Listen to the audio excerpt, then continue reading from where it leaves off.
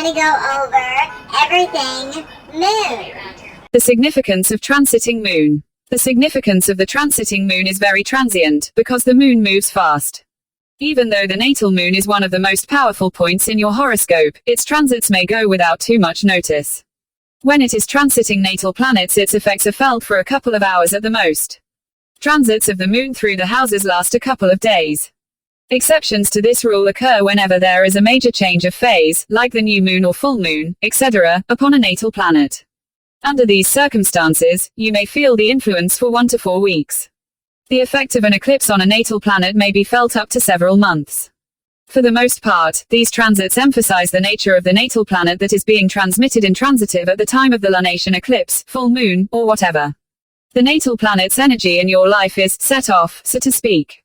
But by itself the transiting moon is felt mostly as changes of mood.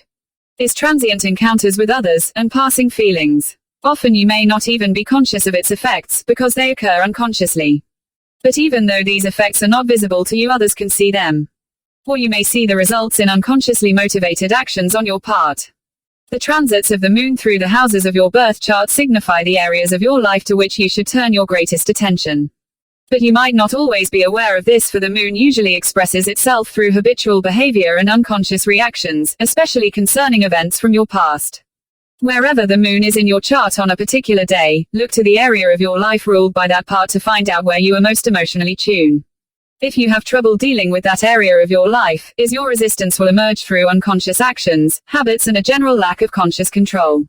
When planning any kind of social occasion from your own point of view, avoid nights when the moon seriously afflicts certain planets, as noted in the following descriptions. #round psychic #Robert Hand. The moon, the eternal feminine. The moon rules the zodiac sign of Cancer. The moon is emotional reactions, feeling, instincts, fluctuation, receptivity, cycles, the mother, maternal instinct, the past, ancestral inheritance, the subconscious, and moods. That is the moon. So that was the moon and the significance of the moon in your horoscope from Judy Hall. I got this from the Astrology Bible, and she's the author. The link to this book is down below in the description. So that's enjoyable. It's just good to know. It's always fun information, and that's what I'm here for, to bring you the fun information about astrology from everywhere I found it, and everywhere I found it to be enjoyable. And my head is etching. It's Judy Hall's Astrology Bible. Loved it. There's also the Tarot Bible, or Tarot Card Bible, and I have the link to that one, but you can Google it. Now, let's see, everything moon, yes, okay, back to the moon. So, speaking of Tarot Bible, I also went and, in my book collection, and got out the translation for the moon card and the tarot cards. The moon card in tarot. The moon card has the number 18 written in Roman numerals on its design. Interpretation. Key. Be alert for any subtle changes. Don't be deceived by apparent security. Allow your intuitive powers to guide you. Deep inside you will know change has come, though it won't show. Make notes of any dreams or intuitive feelings. This could indicate the beginning of psychic development. Learn to be more independent and trust your own feelings. This builds your own security, and do not lean much on others. You have concerns relating to others, clear the air and let them know where you stand. If you have gotten the moon in reverse. Key. Don't take any risks at this time. This possibility of misunderstanding. Don't make changes, wait till the storm is over. Make no judgment at this date, things will clear up if you wait. Don't waste energies in arguments or disagreements. Hold your point of view and add a dash of patience. Don't be afraid to see things as they really are. Be in complete control of your own emotions. Don't let your imagination run away with you. Keep control and the situation will right itself in your favor. So if that ever pops apart or whatever, you can just go look at it. You know, it's just fun if you want to get to know the tarot cards. I'll do that once in a while. Just bring some translations and do tarot card readings here. Obviously, that's what I mostly do. So these videos are informational, and I like to go over the planets and the significance and stuff. I enjoy learning about them, so I'm learning with you. So this is a different side of, we could call this astronomy, But this is National Geographic, some little tidbit facts from the National Geographic's Pocket Guide to North America, and here are some of those. The moon is a stargazer's nearly constant companion, visible to the naked eye even in competition with extreme light pollution. Binoculars bring out details of its features. Made of lighter elements than Earth, the moon is a quarter the diameter of the Earth, contains about 1/80th the mass and has about 1/6 the gravity. Fact: Moon's diameter is 2,159 miles. Distance from Earth is 238,855 miles. Orbital is 27.3 days. Its cycle of moon phases is 29.5 days. Moons are natural satellites in orbit celestial bodies such as planets and asteroids, and exercise their own gravitational pull. Most planets in our solar system have moons, usually multiples. Earth's solitary moon likely formed from debris ejected when an object about the size of Mars struck the young Earth, about 4.5 billion years ago. Evidence from moon mission shows a similar composition of their respective rocks.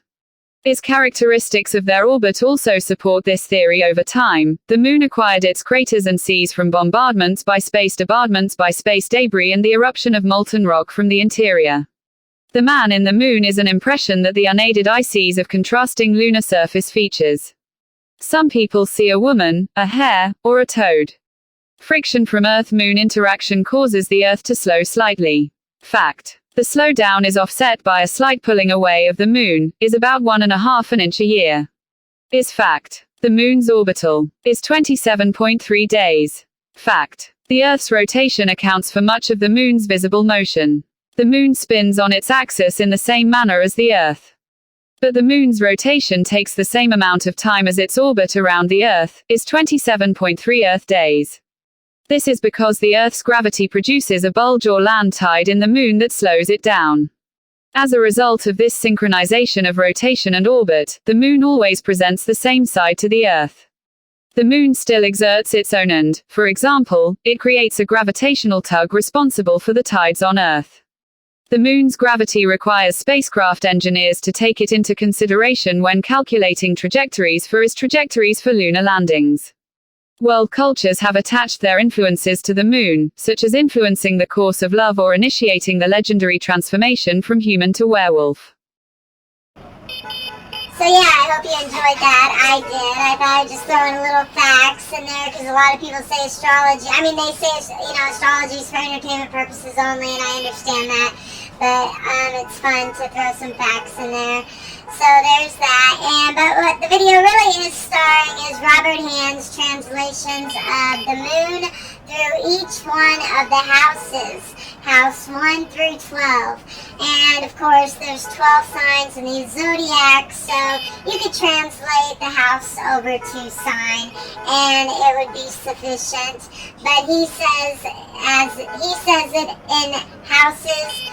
So I say it in houses, but I also translate it to the sign, just automatically. My brain does that, so it's helpful in interpreting astrology. It really helps to have that instinctual connection, so that's what I'm trying to get across in this video. So hopefully that does get across and you understand the moon through each one of the houses, because the moon will go through each house once a month, every month, or every 29 and a half days, every 29 and a half days. So these are 12 aspects of your life that you can visit, you can organize, you can go with the moon flows. That's one way to do it, and then you'll be it's just good. I mean, yeah, so let's get to it. This is astrology. This is Robert Hand's astrology, planets in transit, and I have the link to this book below, and let's start off with the first house. Moon in the first house, or Moon in Aries. This is a 2-day period when personal and subjective considerations will override everything else, but it need not be difficult. First of all, you feel a great need to belong and to relate to your friends or loved ones. This need turns on your emotional senses and makes you very sensitive to the feelings and moods of the people around you, because you want to fall in with their rhythms and become sympathetic with them. This is the unconscious sign of relating to a group. Thus you are emotionally right there whenever someone needs your sympathy, warmth, and understanding. Obviously there are two sides to this. I say obvious because there are two sides to everything. On the one hand you can be very emotionally giving to those around you, on the other hand you can be very emotionally demanding, especially if you feel inadequate in some way. Be careful that you do not demand more nurturing and support than you can give, or at least be ready to make up at another time for what you take now. You are very concerned about yourself, which is fine, but don't distort this into a state of mind in which you cannot see anybody else's point of view. Objectively, especially in dealing with others, this may be difficult to come by now. Moon in the first house. Alright, so that's the first house. Let's go to the second house. Moon in the second house or Moon and Taurus. This is a time when you emotionally identify with your possessions or whatever you value. This can lead to a very strong attachment to material objects in a general attitude of possessiveness about them, which can be a problem if someone needs to borrow something of yours, for instance. You may be less willing than usual to part with it now, or, on a more psychological level, you may unconsciously identify with your own value system to such an extent that you feel every challenge to it as a direct challenge to yourself. You may have to defend yourself in areas where you really have nothing at stake. During this time you probably will feel best when surrounded by familiar objects that have meaning for you from your past. Each of your possessions is more than the object itself, it is also the symbol of an important experience, emotion or idea. It is very important that you recognize this and understand that it is not the object that is really important to you but its emotional content. That you can never lose, even though material objects may be destroyed or lost. Traditionally this transit is considered to be a bad time to spend money. The reason for this is that your attitudes towards possessions are so conditioned by unconscious drives, impulses and old top patterns that you are not likely to make an intelligent decision about buying something based upon your real needs. Alright, yes, that's awesome. So this is a perfect time to take inventory of what your possessions are, what you value, and are you over-possessive. So we get to go over this a few times and throughout the month, and it's always good to revisit anything that can become, I don't know, just uncomfortable or disease to humanity, a dis-ease, a disrespect to your ease of living. That is how you can think of it. When you see the word disease, you can think of it in two words, dis and ease. Disrespecting your ease of living or your ease of access. It's disease. So moving on, let's listen to the third house. Moon in Gemini or Moon in the third house. During this period your communication with others are likely to be subjective, colored by personal consideration and not always factually accurate. On the other hand, you are concerned with a very gut level of communication, that is, matters of great importance to you communicated through feelings and emotions. Your usually casual conversations with others have having emotional depth that can make these conversations very important now. You are not satisfied with the superficial face that other people show you, nor are you likely to show them a shallow side of yourself. So if you can keep conscious control of your emotions and not lose your objectivity, this can be a time of really meaningful communications. Another danger of this transit is that your thinking may be unduly influenced by past experiences, habits and reactions to subtle stimuli put out by others. The third house is the house of our everyday world, which we generally take for granted and which is therefore very subject to automatic behavior. Usually you can get away with this, but there is a danger now that will make a bad impression upon someone by reacting automatically instead of thinking about demands of the moment. This is a problem especially with casual acquaintances and relatives. Female relatives may play an important role in your life at this time, and one of them may conceivably be able to teach you something about yourself. Alright, I love the third house. My daughter's in Gemini, and my favorite time of the month is when the moon is in Gemini because I get to talk, and I love to talk, and it makes me feel fulfilled, and I get to release everything that's in my brain, and I hope it comes out, and I'm working on organizing it, so this video being one of the first products of working on organization, so we'll see how it goes. Stay with me and we'll see if I grow. We'll be at this for a while. Still young. So let's see. Now let's look at Moon in the fourth house. Moon in the fourth house or Moon and Cancer. This is a good time to retire by yourself to your own private place. You seek and need comfort from the demands of the outside world, and having a pleasant, relaxing time at home is probably the best way to accomplish this. Also, this is a good time to go inside yourself and look at your attitudes, feelings, and emotional orientation towards the world around you. You could do this by trying to bring out into the open those elements of yourself that usually remain hidden within you. But you could possibly become so overwhelmed by these elements that nothing of value will be accomplished. This is not so likely to happen, however, if you make the effort to look inside yourself consciously. That which is unconscious and unknown ultimately gains control. One thing that may become really obvious to you at this time is how habits of past conditioning controls your life now. This realization may occur through a confrontation with another in which you suddenly understand that your words or actions are entirely inappropriate to the situation. Such an event may be dismaying, but what you learn from it can be of great value. You will probably feel emotionally more possessive both of things and in intimate relationships. Under this influence, there is a strong fear of being alone or alienated, which makes you hold on even more tightly. However, this can lead only to losing the very thing you are holding on to. If you adopt a freer attitude toward what you are afraid of losing, you will be less likely to lose it. Alright, you gotta love that. A time where you are allowed to go inside yourself and just tell everybody else to go away. That is Moon in Cancer. So remember that. Now let's look at Moon in the 5th house.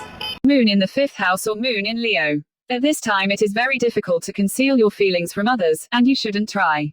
You need to be yourself now and to feel what you really are. In relations with others, you will project much more emotionally than usual, and if some people do not like this side of you, it may be necessary to reconsider your friendships with them. In love relationships, you will experience greater emotional depth than usual, and consequently your experience with a lover will be much more intense. The only danger to watch out for here is that you may be too possessive of the other person. Also, you may be so wrapped up in your own feelings that you are unaware of the other's feelings. His relations with women in general are improved by this transit. Regardless of your own sex, your experiences with them will likely show you a great deal about yourself in a positive way. Sometimes this transit can arouse your protective and nurturing instincts, so that you have a strong desire to take care of someone. You may be involved with children more than usual, or this effect may be expressed in your relationship with a loved one. Just be sure that your desire to protect does not deprive someone of his or her individual responsibility.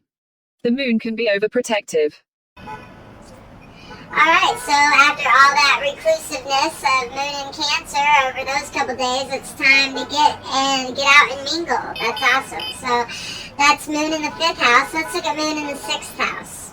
Moon in the 6th house or Moon in Virgo. This is a time when you are inclined to put emotional consideration second to the immediate necessities as you see them in your life. There is contradictory energy in this transit, because the moon's need for personal and emotional contact is out of accord with the self-denying and abstemious nature of the 6th house. Emotional repression of one kind or another is a probable consequence of this transit. On the other hand, this transit can also signify turning your attention to home crafts, personal hygiene, home care, or a general reorganization of personal aspects of your life. This is a healthier expression of this energy than that described above. If you do react to this transit with emotional repression, you may become hypercritical, which is really the expression of a report is the expression of a repressed feeling, is usually a resentment towards someone. Another negative expression of this transit is the martyr game, a tactic of pretending that something is all right with you while subtly signaling that it is not, possibly trying to make others feel guilty for their behavior. Often this is done quite unconsciously. It is much better to put your feelings on the line, even if they don't seem to fit the situation. Although this transit by itself is usually too fleeting to signify an illness, it can signify a time when the issue of personal health occupies your attention. This is fine as long as you don't allow it to become hypochondria. Okay. Alright, so that's Moon in the 6th house. A good time to look over your health, your hygiene, do your laundry, sanitize your doorknobs, and, make sure you're on top of things for work. If you're at college, are you on top of your assignments? Do you have any notes you need to give to your teacher, any doctor's notes? Just so that you're on top of everything, and get that area aspect tucked away until you need to pull it out, the next month. So you gotta love that, Virgo, Moon in Virgo. So that's Moon in Virgo. Let's go over Moon in Libra, or Moon in the 7th house. Moon in the 7th house, or Moon and Libra. While the moon is in this house, you turn your attention to your most personal relationships, in which you express yourself in a much more emotional manner than usual. This transit will affect a marriage, relationships with opponents, or any other inherently emotional confrontation. Loved ones and partners are much more important to you than usual, for they provide you with a feeling of security and support. And to be fair, you have the same interest in providing these elements for your loved ones. But if you are in a negative emotional state now, this transit will tend to make you excessively jealous and possessive, or you may act unconsciously or automatically with your loved ones. Conflicts with others will be much more emotional, and you will find it difficult to maintain any degree of detachment and objectivity. This makes it easy for an opponent to control you by manipulating your feelings. Be careful that you don't react in an automatic knee-jerk fashion to a given stimulus without conscious thought. His confrontations with women, both positive and negative, are likely to be more intense than those with men. But no matter whom you confront now, you should look upon this transit as an opportunity to see parts of yourself that you are not usually conscious of. These will be brought out in the confrontations you encounter. It is your responsibility to remain conscious enough to see them.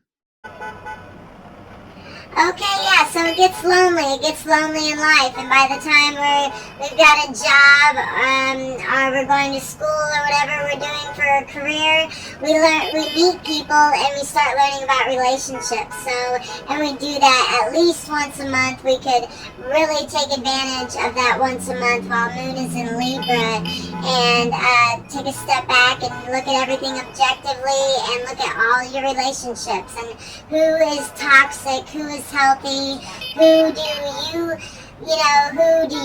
dump all your emotional garbage onto, so that way you can take on some of their emotional garbage, and just put everything in place in that area. So you gotta love that too. Love Libra.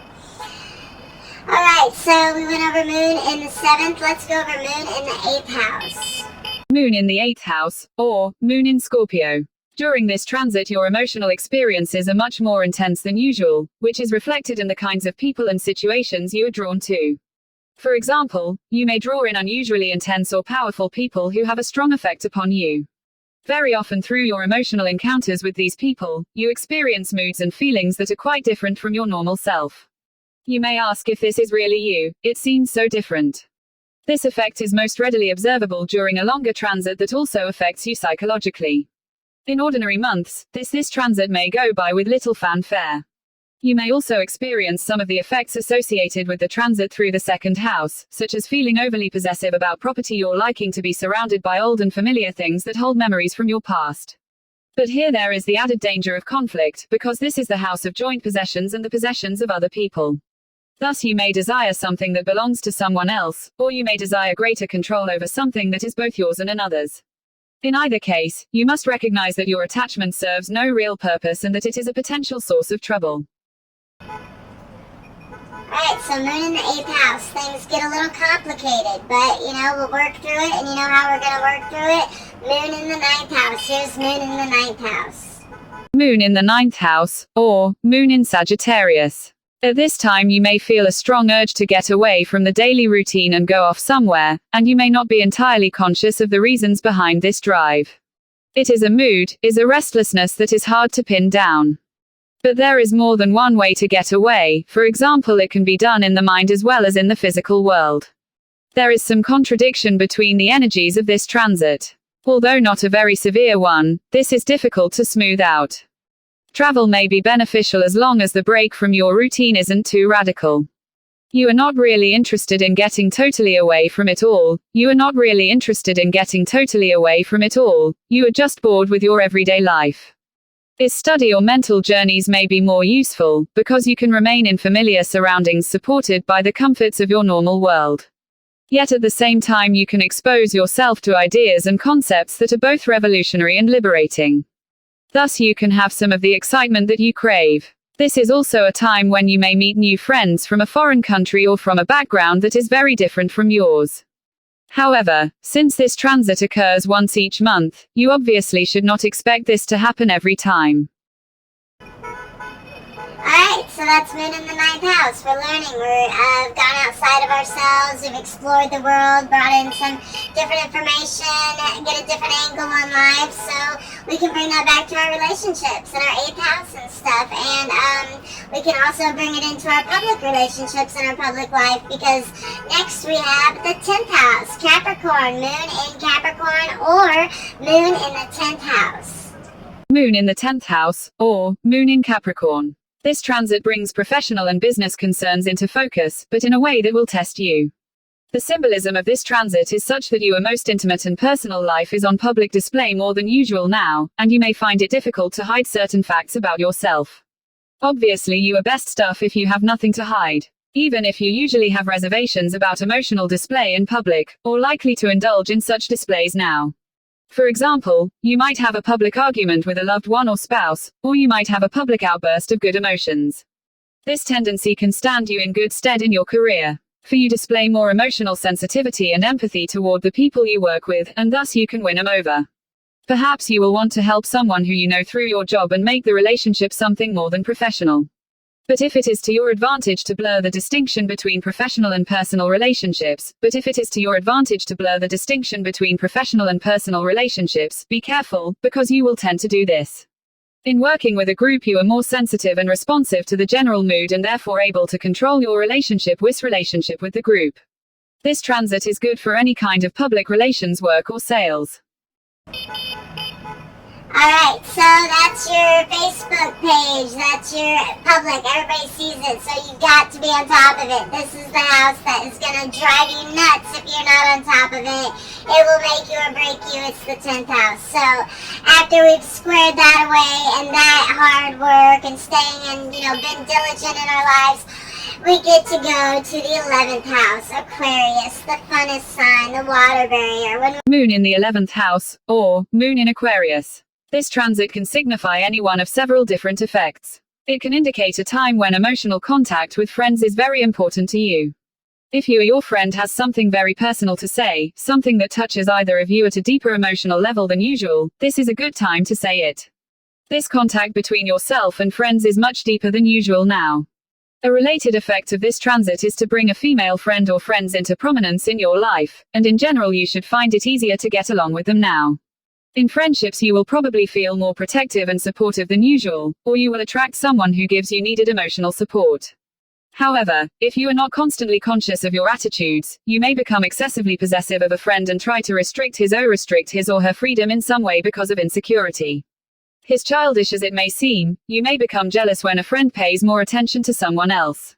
If you are feeling depressed or otherwise unhappy, negative emotional patterns left over from childhood may adversely affect your relationship with a friend.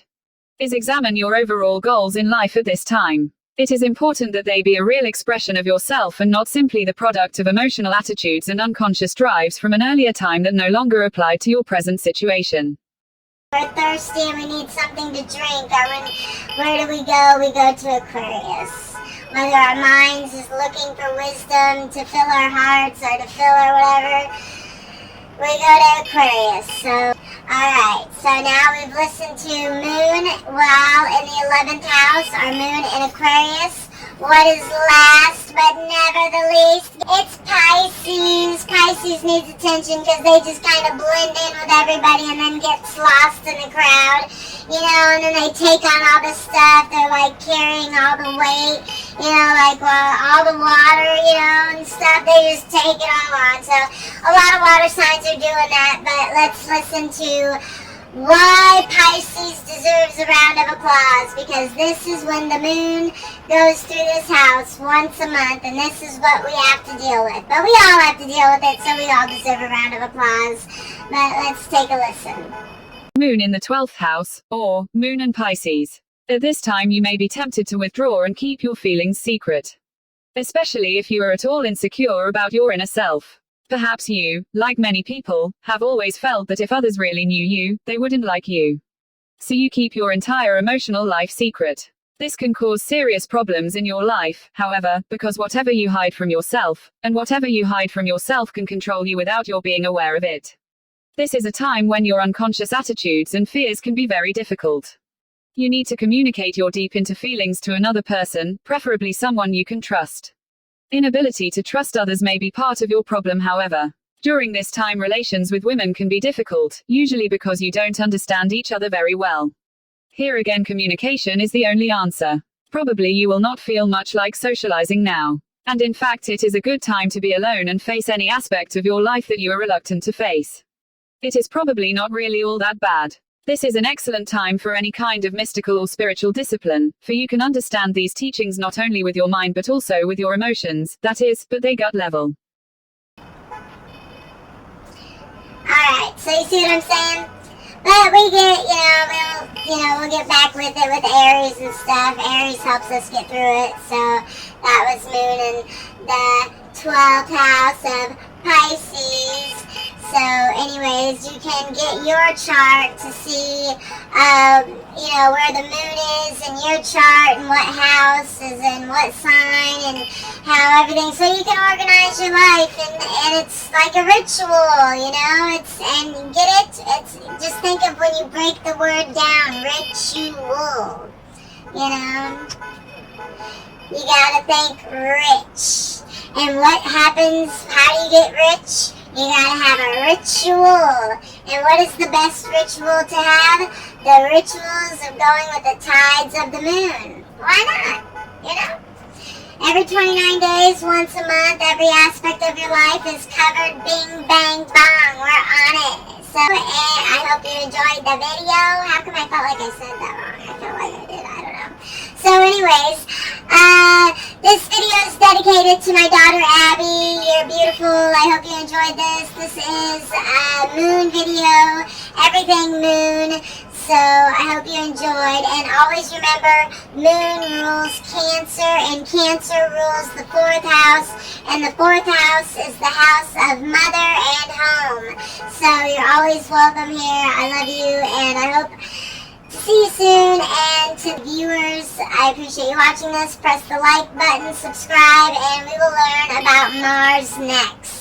And we will get more yes or no videos. I'm going to start throwing in some tarot card videos. So when you press on the video, your question, you'll get a tarot card translation that comes back. I'll be working on those too.